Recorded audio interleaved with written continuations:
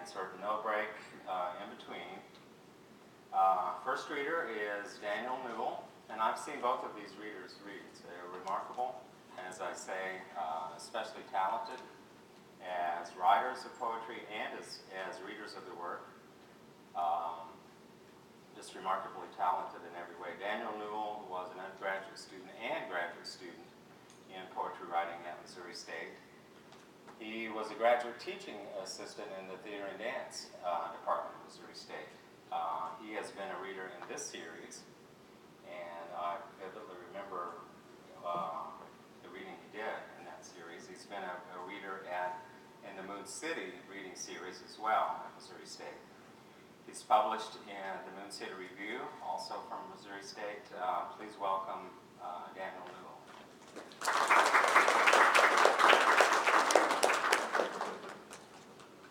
Thank you. Sure. Hi. Hi, I'm Jake Helton, and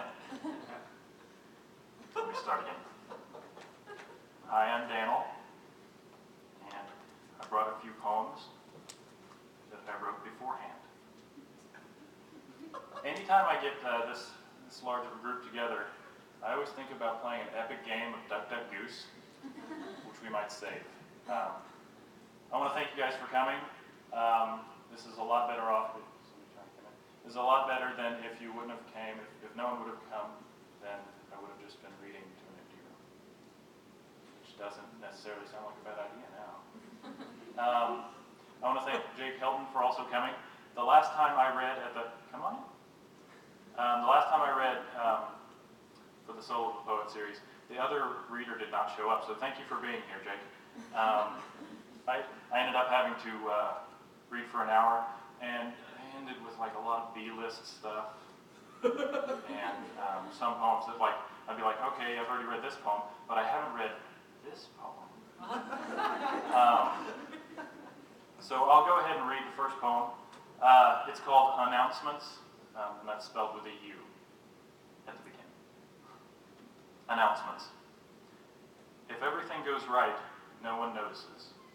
But if, let's say, the announcer mispronounces a name at a ball game, or some public person stutters shudder the speakers, or Joe Biden is introduced as John McCain, we're drawn to it like a loose thread. Diana at the front desk greeted, "Thank you for calling the YMCA," over the intercom throughout the building, and then paused, silent as a lost child whose name has been announced overhead at a department store. We're all with you. We speakers, we listeners who as speakers have let something spill, these messes you can't mop up. We've all had a slip of the tongue and fallen hard a time or two. When the kid said, "The library will be closing in 30 minutes," 2 hours early I smiled, and inside rebroadcast some past, being caught singing to myself in the car, or a fast food coworker calling, "Please pull forward to the movie," through the drive-thru box, or how my brother used to whisper to himself anything he just said to check it for errors. I want to try and say, with the least condescension possible, bless your little hearts. Bless all our little hearts. Thank you. That was the first poem.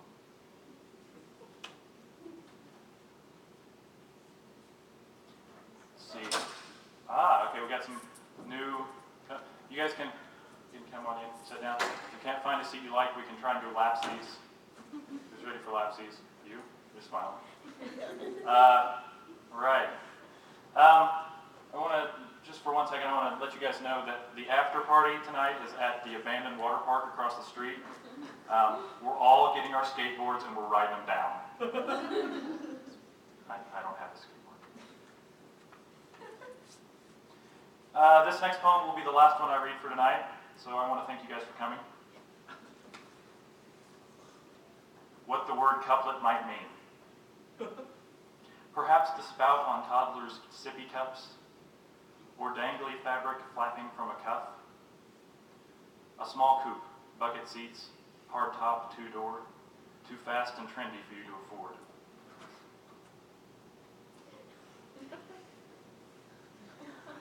a discount outlet selling drinking cups and bowls. They have some great 2-for-1 deals. A tiny couple. He's a dwarf from way up north, and she's a little homemaker with a mini bun in the oven. For no good chickens, a small part of the coop for confinement, cut away from the group. Every 2 years, this plant flowers and blooms, enjoys itself, and is plain again too soon. The French couplet, a verb meaning to carefully arrange something 2 by 2. A subtle coup with mild generals meant to very gently nudge the government. Member of the high school dance team, the girls' high school dance team, that seemed too erotic to be teens. It could just be a pair of matching lines, a pair that share rhythm and also rhyme. That was the end of that poem.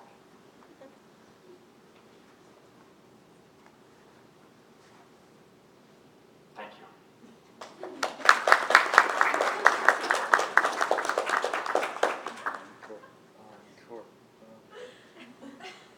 You guys, yeah, there we go. I heard it. Okay, I heard encore. Thank you. And then I rush up on stage like a rock star. Okay, let's pretend. Let's pretend that just happened. If everybody's unanimous on it, then it was a shared experience and existed. I guess I might as well give you the backstory on this poem. I'll give you the director's cut commentary. This poem gives me the creeps. And if you ever written something and then wanted to burn it or send it to hell, okay. It's not because this one's a bad poem, it's just, it's probably about lack of control. I don't like to lose control. This poem is entitled, Why I Prefer to Sleep Alone. I wake with something dark astir, like an act has just ended, and this is intermission, or I've interrupted my other self, the night guy, on regular rounds. So little is known of him, his desire and intentions, his possible pact with death, and she's lying beside me, still. The fear that's waxed and waned since childhood, when I woke beside a dead puppy, alleged heart defect, moves through me. She's as motionless as a broken watch or a dead puppy. So I move close. With a hand on her back, I feel for the tidal moves of breath and listen. Hold my breath to try and feel hers. Had I just rolled over or swung out while I slept? Has an arm slung wild in the night taken her a little further away than sleep? I always wake with little, my senses shot, maybe too used to the world of dreams. I wait for some sign, some vocal exhale, twitch or sniffle, pray for a snore, some nasal blockage to give her breathing more reality. She, the sleeping babe, innocent Jesus, forgiven prostitute of her, makes no move. But she's warm. That's good. I think this is as close I've come to parenting. I think this is as close as I've come to parenting, to only wanting that being to be, to just be. She's lying there, as innocent as we get, face down, slowly grazing on a pillow.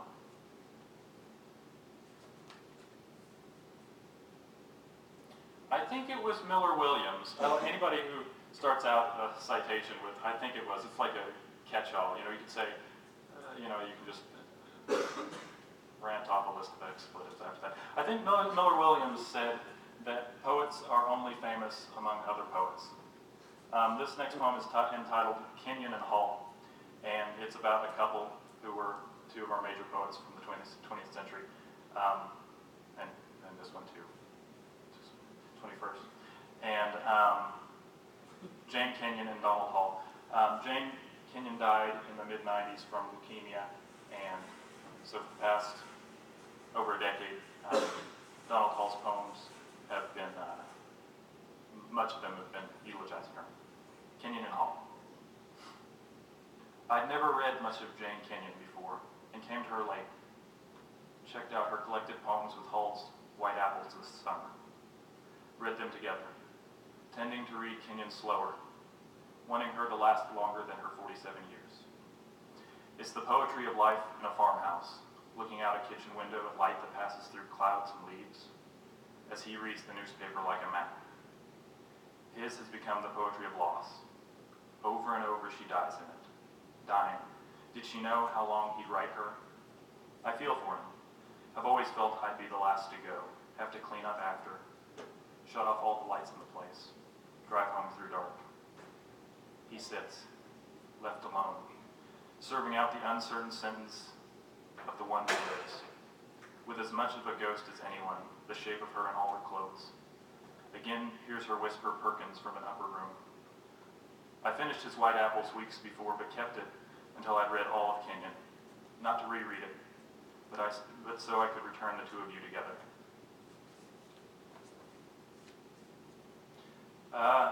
I'm assuming most of you came because of the raffle.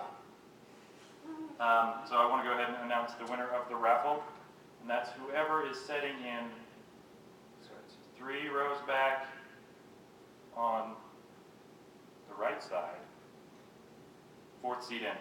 Jane Hogestraat. Wow. Wow. Congratulations. Yeah. Here we go. Thank you. Yeah. Well, we don't have a prize, but I think winning is enough. You did a really good job. It's odd. Seems rigged. Can we do a little audience participation for 1 second? Sorry, okay. I've always wondered what it would be like for a group of people, a large group of people, to cluck their tongues together. I think it would sound like rain.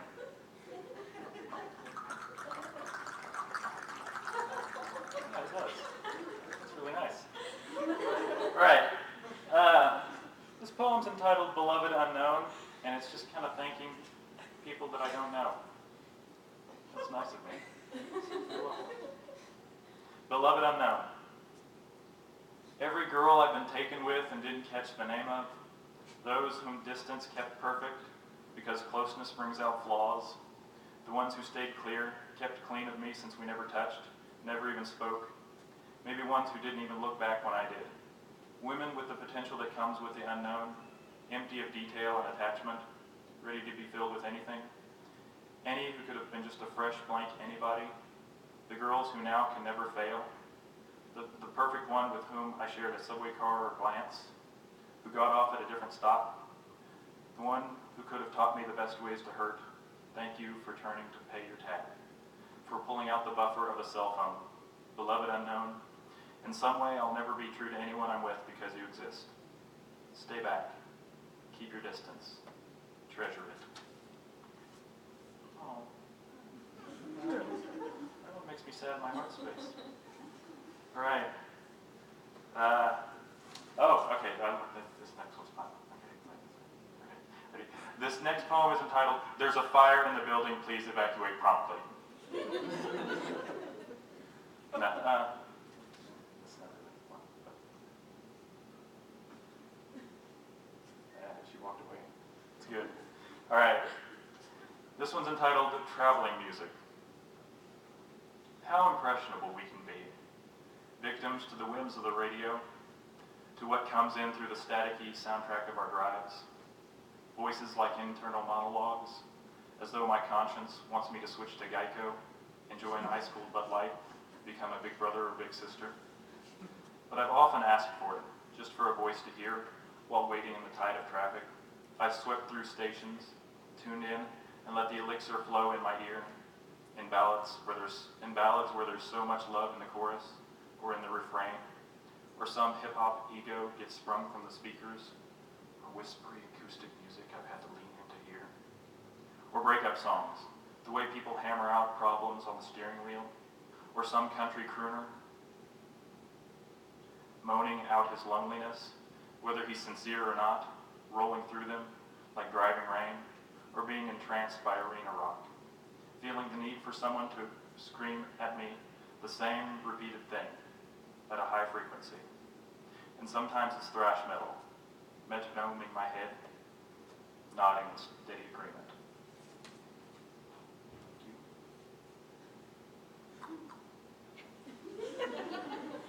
She's good.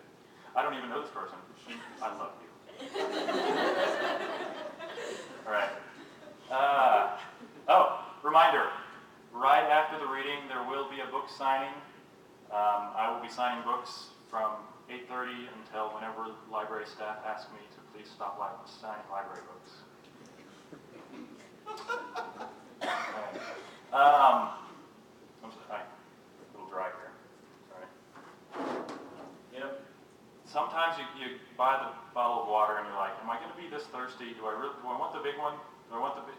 And so I went for the big one today.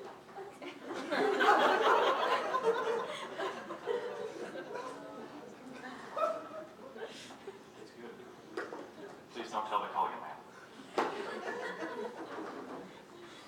Really, have I become Carrot Top? Am I a prop comic? That's sad. I hope to be more of a Gallagher-style prop comic. Most of you don't remember him. I don't. I'm too young too. But he was good, I think. All right. This is another poem that I wrote. Yeah, I'll give you backstory on it. I wrote this poem down in pencil, and then typed the poem up from that pencil writing, and then printed it out and brought it here to read it. Baptists. When rains would flood the corner underpass, my brother and I would float down, pulled by currents the young feel on dump truck inner tubes, against the tide of good advice and warnings, too young to get diseases from that drain water. After big rains, too, we'd float on rafts made of brick pallets in an impromptu pond out back, where shores lapped and overlapped a mountain of railroad ties, and we slipped from tie to tie that bobbed just beneath and came back up, and bright green algae covered all, like apologies, like forgiveness. So much was washed away where shorelines appeared, where land had been, like scenes people in Atlantis must have seen. Our normal days got rained out, and we knew our lives were blessings and needed no rainbow guarantees. In our world where sinkholes were filled in and new ponds made where men wanted. I've never gotten sick from being out in the rain, from standing beneath an eave that flows with runoff stuff and letting it all wash over me, from lifting my anointed arms to heaven, from tipping my head back to drink what falls. I've never gotten sick from any of that, just good and wet.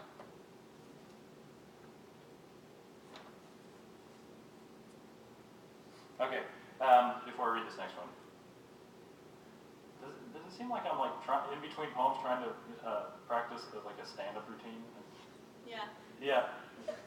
Tongue clucker. I could work as a slur too. All right. By a show of hands, how many of you hate to be asked for a show of hands? Yeah, this guy. He must not hate it very much, though. Yeah. Okay, it's good. This one's entitled, Dear God. For all the preaching I've done outside the belief in any God, after I was raised in church and outgrew it, I must admit there's some part of me, some inner Roanoke, some lost colony, that wants to wish there's something watching over us. Someone up high and looking down. Someone we could pull over to if we need to ask directions. Like a local kicked back in a wicker chair, who knows these roads, has plenty of time. Who lets us know our turn is just up ahead, not too far down on the right. Tells us it's lucky we stopped. Could have easily missed it. Tonight, if you ever want to wear a pocket tee and still look dressy, you can create the illusion of a long sleeve dress shirt by wearing matching wristbands. Just a little fashion note there.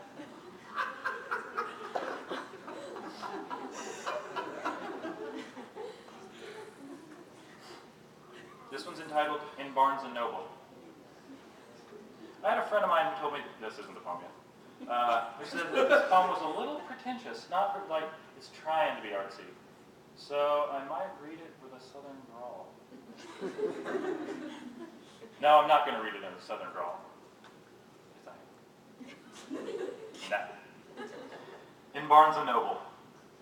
Seated squeezed between others reading whole books in store like a moocher's convention. Puccini's Nessun Dorma played down upon us all from speakers above, from inside the deep chest of Pavarotti, played all the way through played all the way through and held the last note, an A4, for 15 seconds due to a defect. A scratch on the disc, perhaps, that held us in that final moment. And maybe that's another good way to go. To hit the last note hard, try for a knockout, a leadoff home run, but one you never see drop, just leaves the park, taken up into the heavens like Elijah. Those that paid attention looked up at each other with wakened eyes. Some smiled, expectant. Together there, brought by imperfection, by shared location, by the experience of a few moments, and the common note that we all have to die. We watched time almost stop. Then some hidden person fixed the glitch, or pressed next, so the silence came. But for a time we were serenaded, skipping into the distance.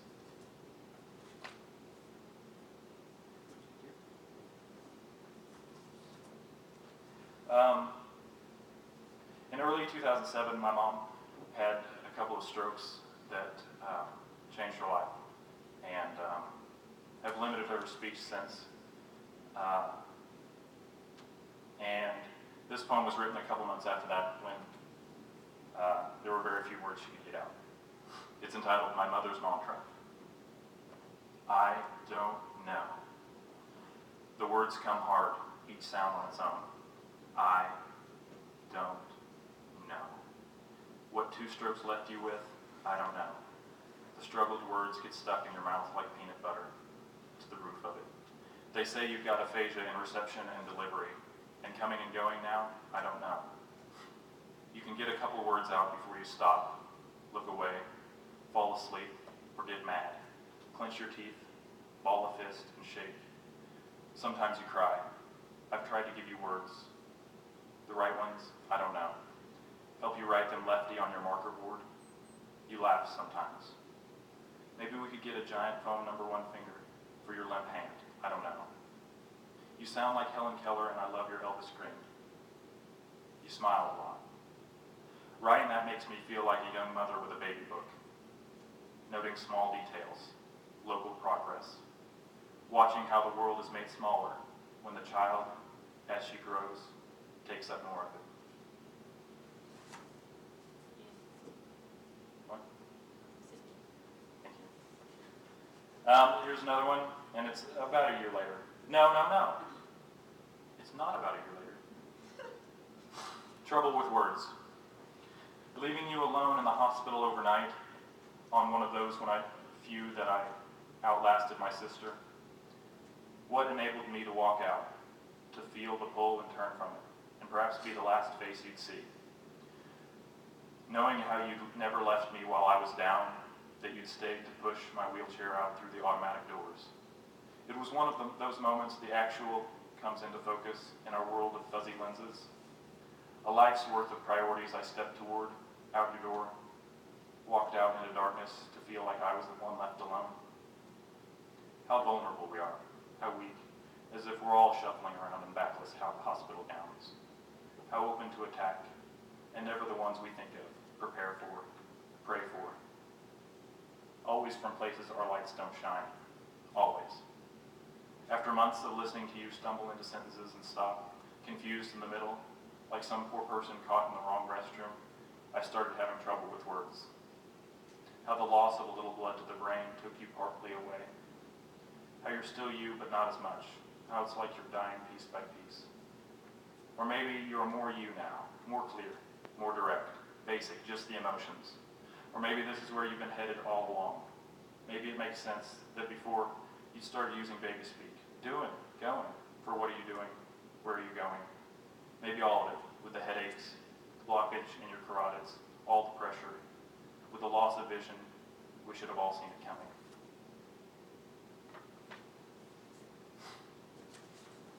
This one's entitled Small Talk. It's my implied duty since your stroke to call each day, make these makeshift checkups, balked with staggered talk, the blocks that hobble your speech, words that won't form, and like you, too, I've often lost my words. You'll quick draw the receiver before the first ring ends. Usually a voice that seems too soft to hold a conversation comes, like you're in bed, under the covers, hiding from the next seizure. But instead, you're seated in front of the game show network, fumbling out the words that come. And and I'm clumsy too, but with no excuse, allowing dead air to seep in through holes I should know how to fill, with household subjects, like what you had for lunch, or if you've got the heat on, or the name of the show you're watching. How long have I lasted? 6 minutes max, before I look for a way out, an early exit, a trapdoor in the floor of the conversation, like, I've got another call, or I have to get back to work. Or you will take a pause as cue for your line, I better go. After some talks, I feel impaired. Some leave me clean, but when I'm good enough, I'm reminded of what's right, not to forget, or leave you sitting there, watching others win and lose. Man, it's sad. All right. I'm gonna change the tone here. Oh, when did I start? Let me get a time check. We start at 7:30 straight up? All right. Thanks, guys.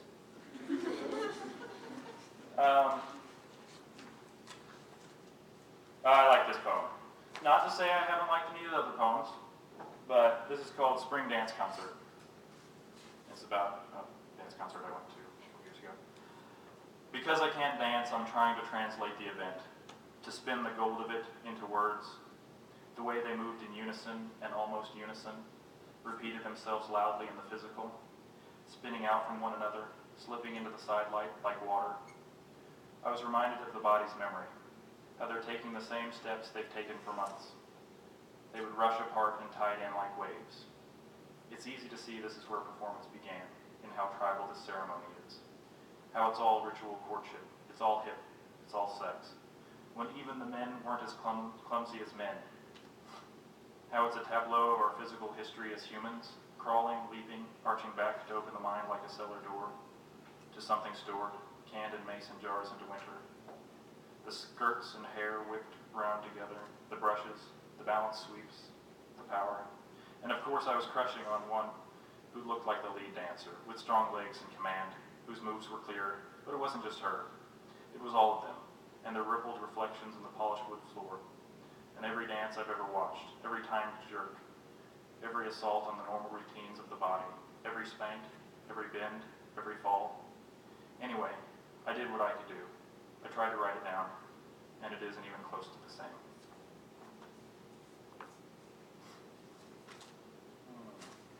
Okay, so since it's fall time, I think this might be the last poem I read.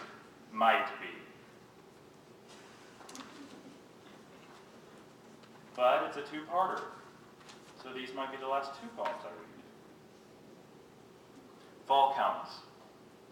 No one could kill me as well as fall kills summer in the country, proves summer wrong, that it is only passing, shows the true color of leaves as amber, red. I'd grown tired of summer. At times when I saw heat waves on asphalt, I knew it was just my eyeballs melting. I resent the way my father taught me an open field in September meant work to be done, little else. I saw it all as gray and dirt and bleak. Now I've grown to be my own parent, and I can let nature explain herself to me, visit her occasionally, get through my time in school, where I live in a cooled cube with others stacked around me. I'll drive outside town, let the shade of trees on hills, fence posts made of logs thaw me some. I'll have my fall out there because not much changes in town. The asphalt gives off a little less heat. And I'll miss fall in the country when the distant rise of a police siren reminds me of the cry of a gang of coyotes as they roam for something dead. 2. There's something sacred about the fall. September, then the ghost month, and eternal November.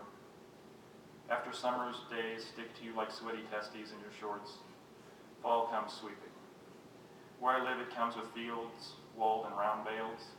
The smell of burning isn't out of place. Brush, trash, all are pasts. The leaves flame up from the summer's gathered heat. If summer's air is fire, then the air of fall is liquid.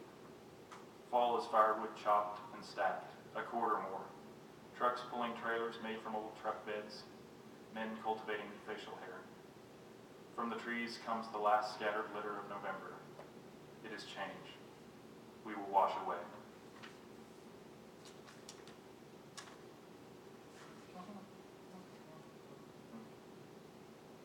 I think that was the last one.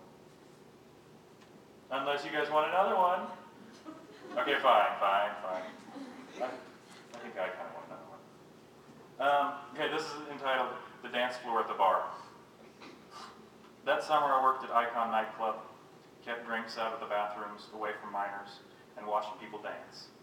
This place smelled like any pool hall, bowling alley, or dance club, and the sound, around midnight, when the place got going, the cresting white noise of voices without meaning, backed by heavy bass lines, drum hits, eardrums throbbing. In the foggy strobed room, they packed the liquor-sticky dance floor. The women writhing with the rhythm in unison, like wheat, like synchronized swimmers, like birds, as the men tried to keep up or just watched the flash of the strobe, and something like searchlights pass over them. The women sticking out what they've got like advertisements, bodies glowing from spilled drinks and sweat, each one of them main characters, prima donnas with an audience. They bounced, drinks in one hand and in the other, cigarettes like torches to light the way. Thank you.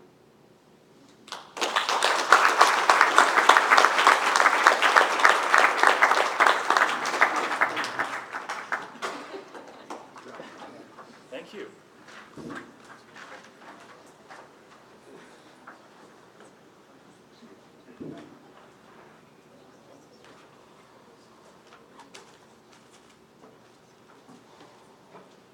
Thanks to Daniel Newell. I think you can see why I remember this last reading. And I swear I turned on the mic and I didn't see that water, so quite a trick getting it up here for him. Jake Helton is our next reader. Also extremely talented as a poet and as a reader.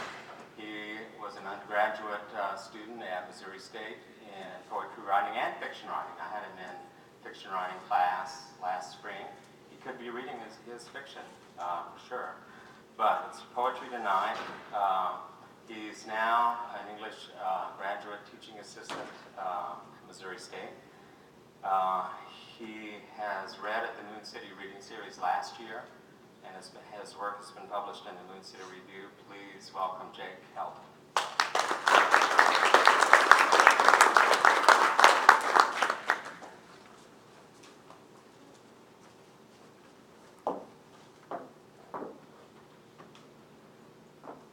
Thank you very much for the introduction.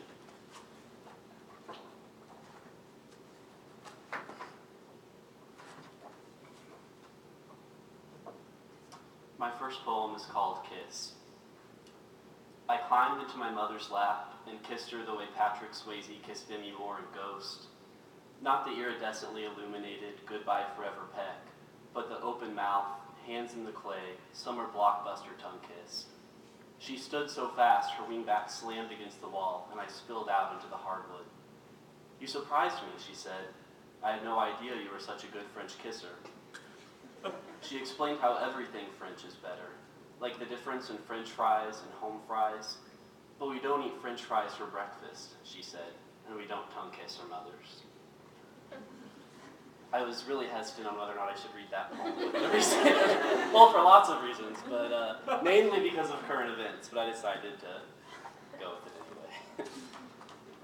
My next poem is called Lullaby. The first few poems you'll probably notice are all about my mother. She's a major theme in my writing.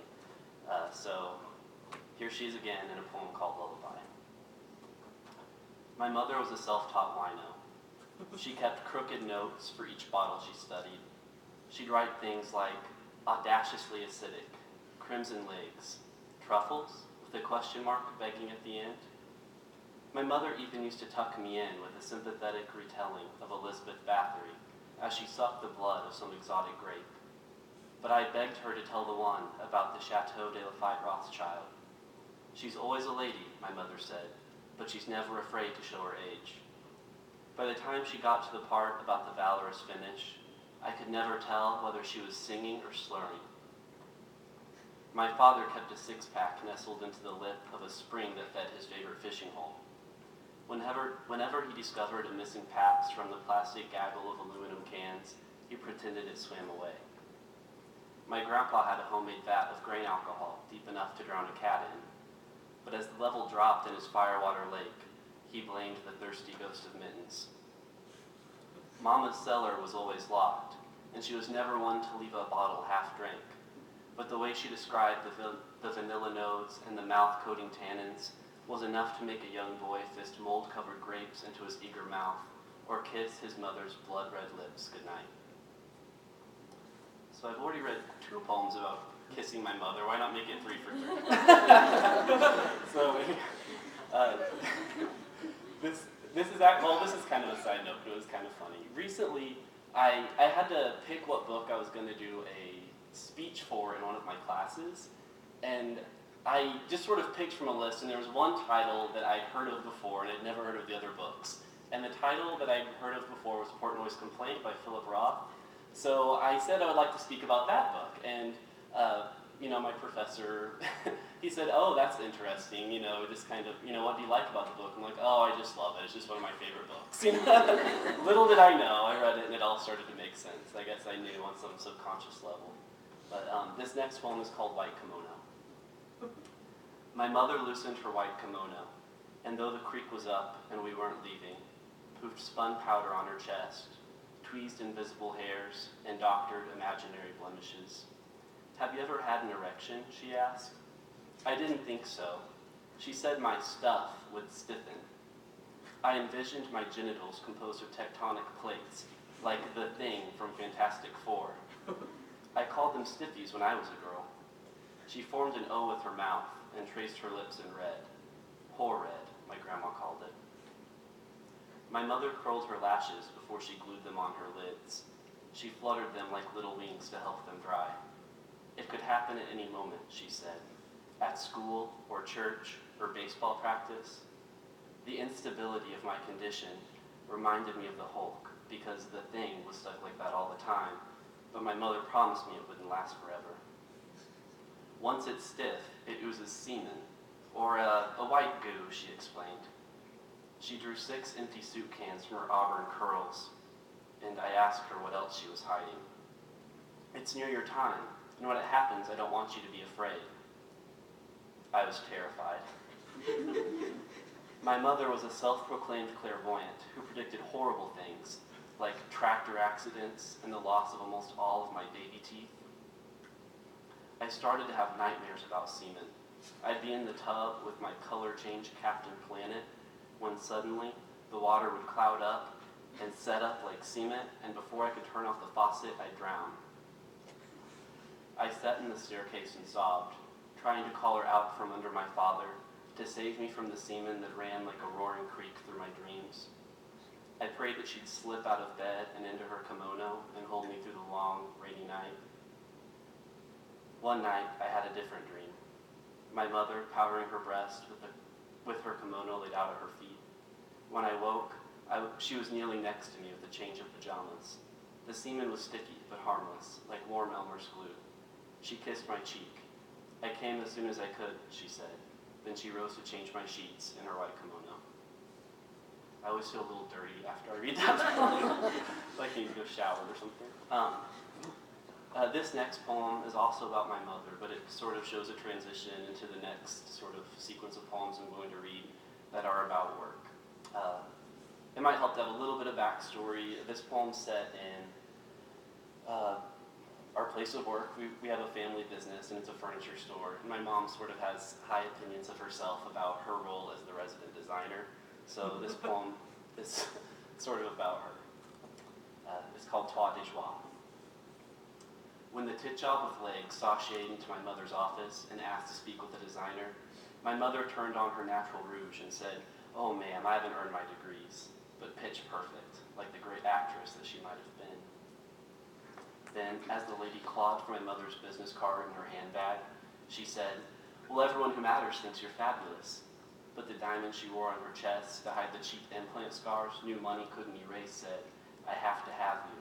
And my mother knew that the tramp had sear sheets on a Swiss mattress, that she hadn't chosen a China pattern.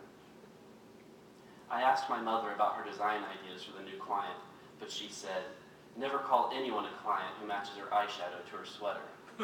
Then down to Demerol with Diet Coke. "Go get the Toit de Joie," my mother said, as she thumbed through her paint Fandex for some shade of blasé. New money loves Toit.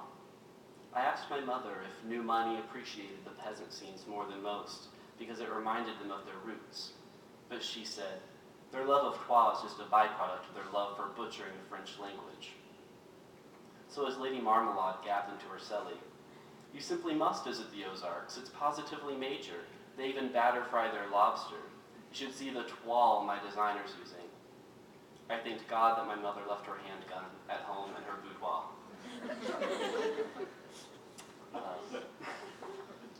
This next poem, actually the person who inspired the title for sure, and in many ways the rest of the poem is actually in the audience tonight. It was my friend Heather Cook, and the poem's called Lot Lizards.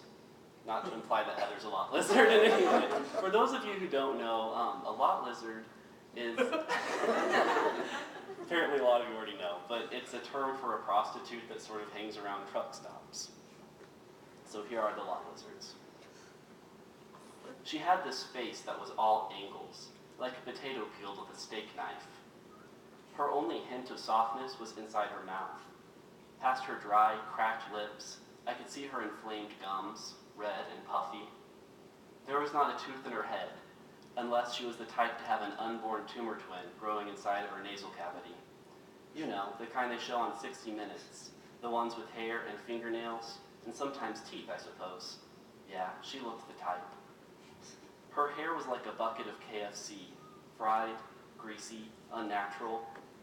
It was blue, the result, I suspect, of putting black dye over peroxide blonde or stubborn gray. I'm not sure which. It was very difficult to place the woman's age. Hell, she didn't even have any dental records. Still, it was clear that this filly had been rode hard and put away bleeding. She brought a pricey white sectional and paid in all $100 bills. She pulled each crisp bill from a tattered pink envelope and then asked us to call her a cab. She's not making all that on hookin', my mother said. It's safe to say she's slinging a little rock, don't you think? I backed the delivery truck up to the woman's trailer. Inside, there were a half-dozen women passed out on the feces-covered floor. Their emaciated bodies covered in tablecloths, and some less. The woman who carried the pink envelope asked me to move a few things out into the yard to make room for the new. A neighbor who had offered to help me move the bigger pieces held one end of a soggy old sofa while I guided the other down the rickety front steps. But the fabric snagged in the doorway, and roaches began to gush out of the sofa. There were so many, it was as if the sofa was stuffed with them, made of them. There were thousands of these roaches on my arms and in my hair, and I wept. I wept in front of the neighbor, and the woman with the pink envelope wept for them and in spite of them. They looked at me with a calm vacancy that seemed to say, yeah, people cry here.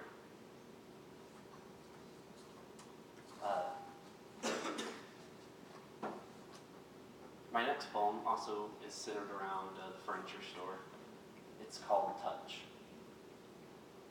Her granddaughter tugged her through the furniture store parking lot like an unwanted puppy. As soon as the girl got the woman inside, she set her down in the nearest chair and impatiently waved for assistance. Can you take care of her? The girl asked. I said, of course, that's my job, not expecting the girl to walk out the door and leave the woman and I completely alone. I guess it's just us then, I said. Can I help you find anything, ma'am? She turned her head in my general direction, but her eyes never quite found mine.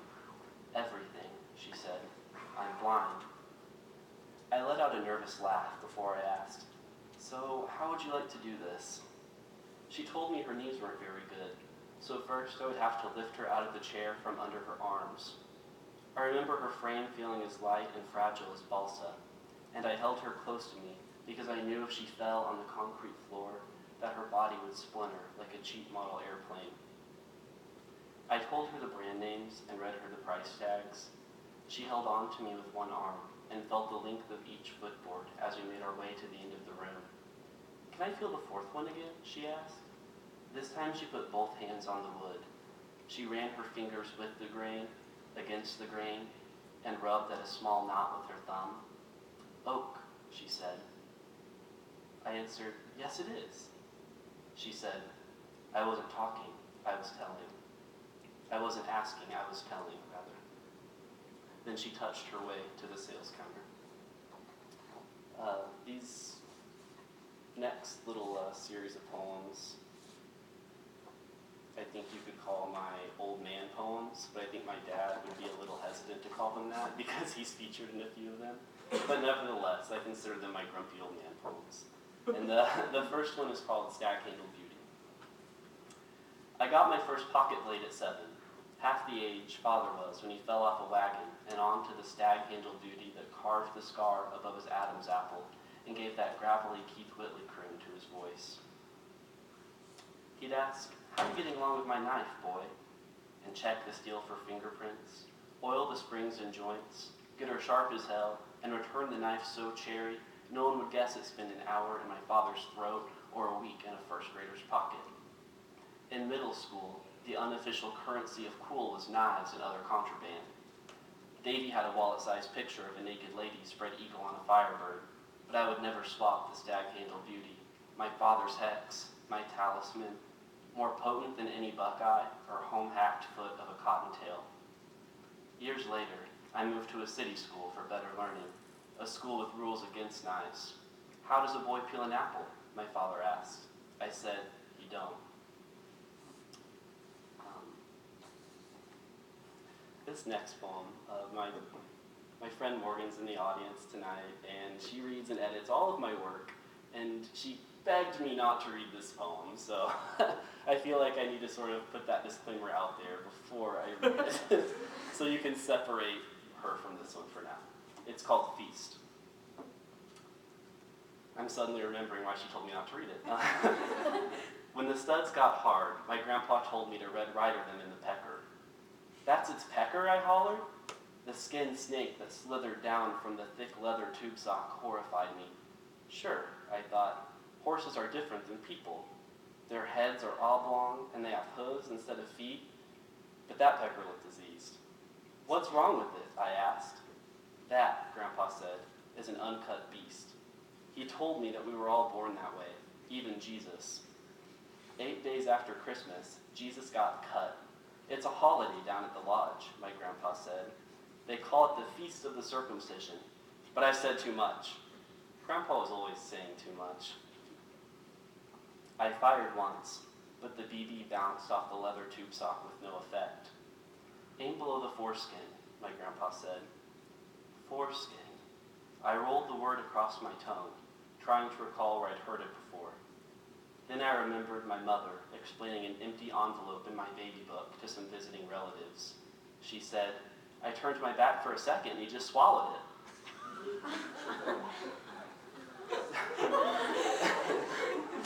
I'm going to take a drink of water and then continue.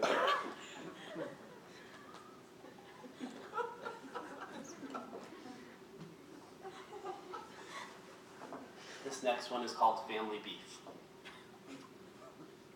My father, the beef farmer, didn't allow us to eat any meat that didn't come from the basement freezer, the one that brimmed with all the worst cuts of cow. My mother added taco seasoning, cooked beef stroganoff, served homemade mushroom gravy on the side of ground chuck sprinkled with cilantro, but couldn't change the fact that 6 nights a week we ate cow neck, gut, ankle, flank, shank. All week long, blood boiled in my mother's frying pan. But on Tuesday, she bought a can of Silver Bright salmon, kept it hidden in her purse until my father's pickup disappeared down the lane for Wednesday night poker. We opened all the windows, no matter how cold it was outside, so the house didn't smell fishy when my father came home mad drunk. "Break the bones with a fork," my mother said. "We don't have time to pick them all out." Wow, and I'm already to my last poem. This one's called New Moon. Floyd called himself the kraut killer, reptiller, sideshow thriller because he had served in World War II, worked a gator farm in Louisiana, and spent years performing as a sideshow contortionist. In his later years, though, Floyd spent most of his time palling around with me. Floyd and I talked about his days as a sniper and how he could have killed Hitler once if he wanted. We looked at pictures from his days as a contortionist. Floyd said that his talent was especially useful in bed, but I couldn't imagine anyone wanting to sleep like that. And though Floyd's gator wrangling days were over, I helped him raise a mess of corn snakes and box turtles. Floyd even lit my first cigarette. "Breathe in," Floyd said, as he waved his nudie lighter in front of my virgin eyes. I asked Floyd if he knew the naked gal, and he said, intimately, "That's my lady Nicotine." I took a deep breath in and coughed it out violently. "That goes away," Floyd said, "but it comes back." Floyd taught me that our lives are like the stages of the moon. We only become a full moon once in our lives, only have one chance to have everybody all crazy over us before we start to fade away, before we disappear. Thank you very much.